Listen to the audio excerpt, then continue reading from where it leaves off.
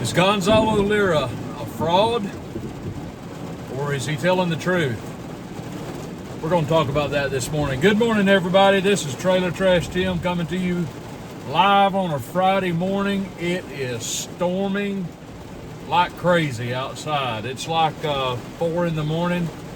I got to get some work done this morning, but I'm kind of trapped in my truck waiting for the rain to let up, and the lightning is just constant.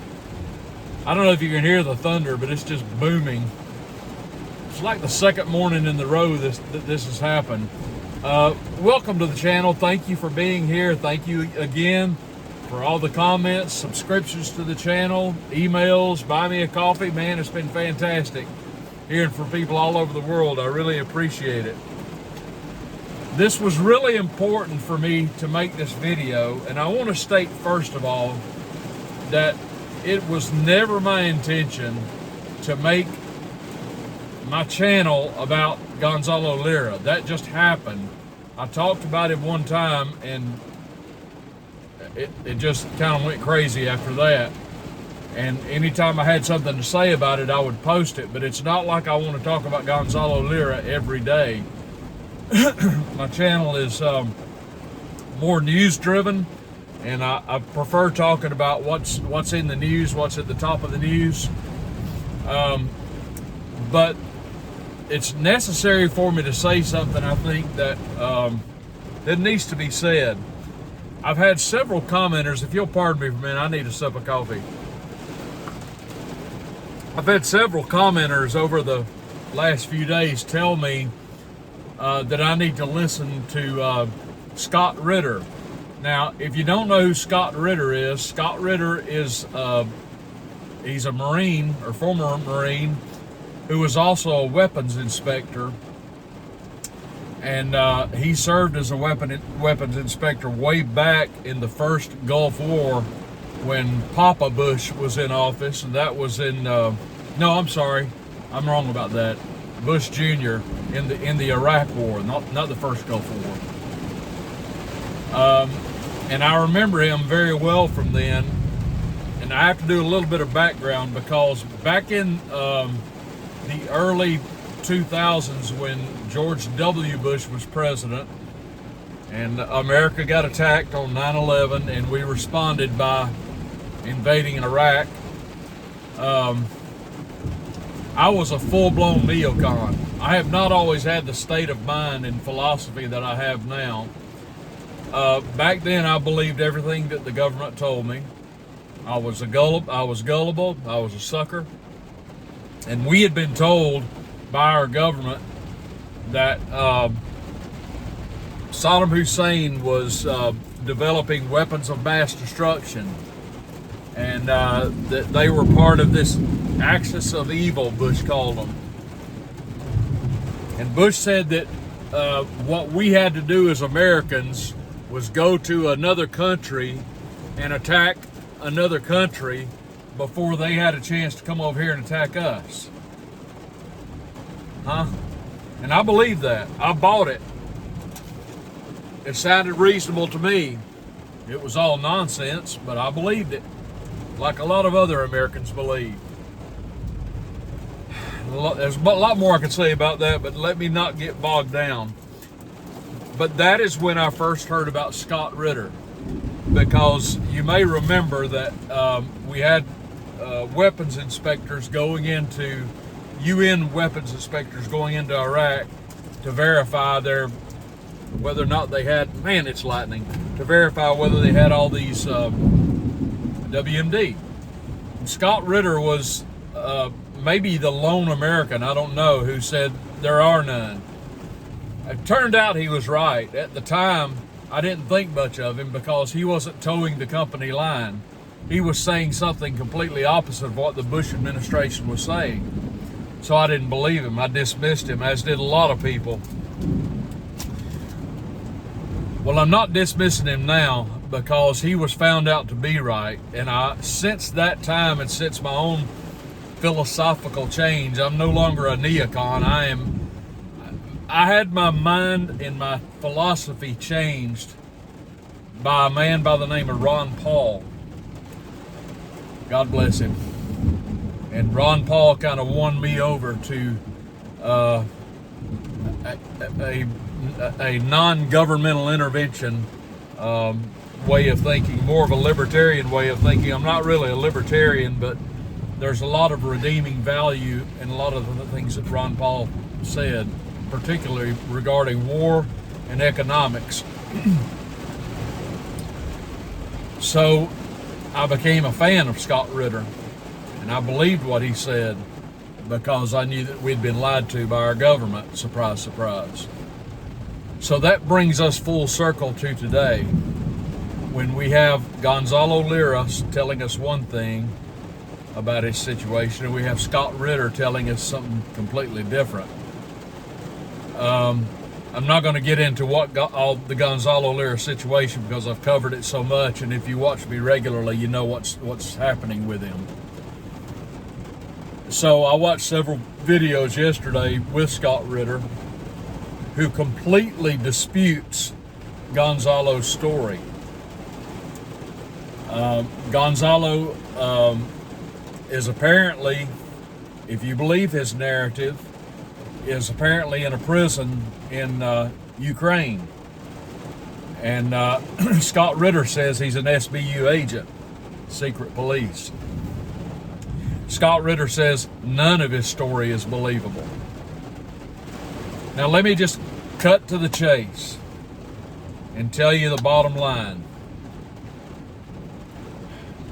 My concern is about the truth and that alone. Nothing else but the truth.